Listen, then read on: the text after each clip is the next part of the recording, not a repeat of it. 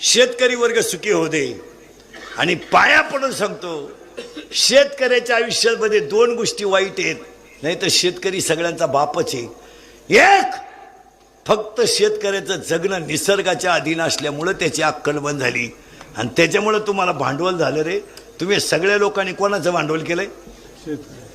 शेतकऱ्याचं. फक्त भाषणं आणायचे आणि शेतकऱ्याला थोडं खुलवायचं, असं करणार आहे तसं करणार आहे. ते याडं शेतकरी बिचारे ते बोलत आहे, द्यायचं नादी लावून आणि त्याचा पोऱ्या करायचा गटप्रमुख,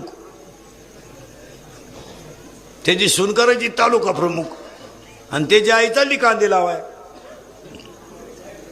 ते शेतकऱ्याच्या पोरांना वापरून घेतलं. 22-22, 23-30 वर्षाचे टोनगे लोकांचा प्रचार करीत हिंडा. त्यात निर्लज्ज अवलादीचे, त्यांना लाजा नाही, आबरू नाही. कोणाचे भोंगे बांधीत बोंबलं हिंडायचं नालाय का? शरम बिरम वाटत का नाही? काय आपण 96 कोळी खानदान आहेत का? आभार का बार आहेत?